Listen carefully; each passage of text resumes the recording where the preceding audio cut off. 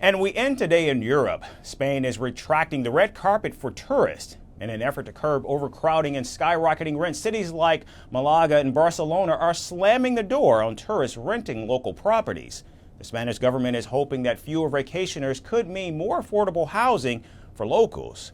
But with almost 13% of Spain's economy being fueled by tourists, is this a sustainable option?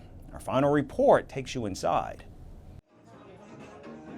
If you have ever dreamed of living in Spain, or maybe just spending a few weeks lounging on the beach with a sangria in hand, well, dream a little longer. Spain has decided to hit the pause button on tourism with a 3-year tourist ban. Well, kind of. It's not a full-on no-entry sign, but more of a please stop moving into our neighbourhoods plea. While the beaches, historical sites and endless tapas will still be there, some of the country's most popular cities have had enough of the overcrowding and rising rent prices caused by too many vacationers.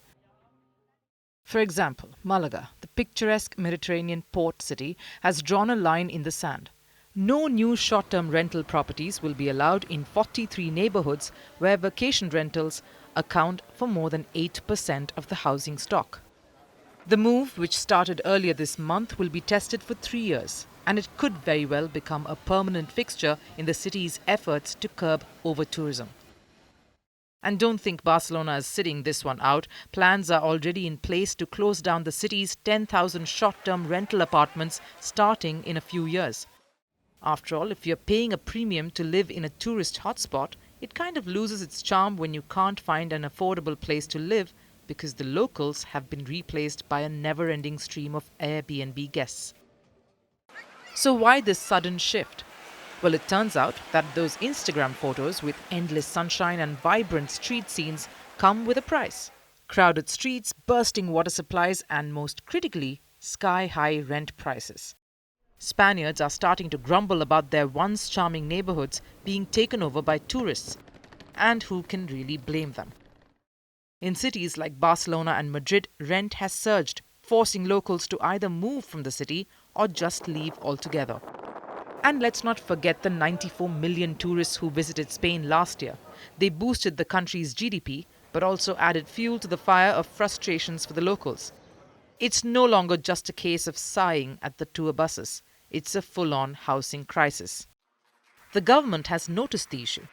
Prime Minister Pedro Sanchez recently rolled out a 12-part plan to tackle the housing crisis, which includes stricter regulations on short-term rentals.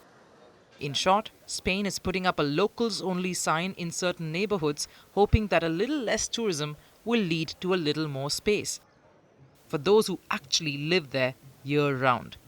Now, before you panic and cancel your flight to Spain, let us reassure you, tourism isn't completely banned. You can still book a hotel, check into a non-tourist trap apartment, or rent a car.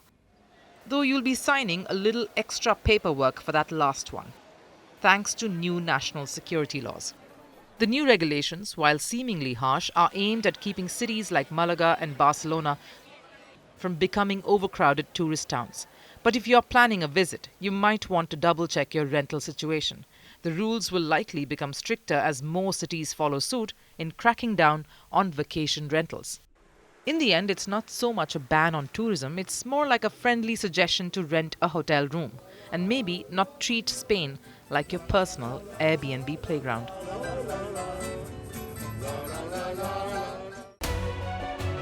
We're calling the show Vantage. We hope you like what we put together for you. Touted as the minimum defense from that video.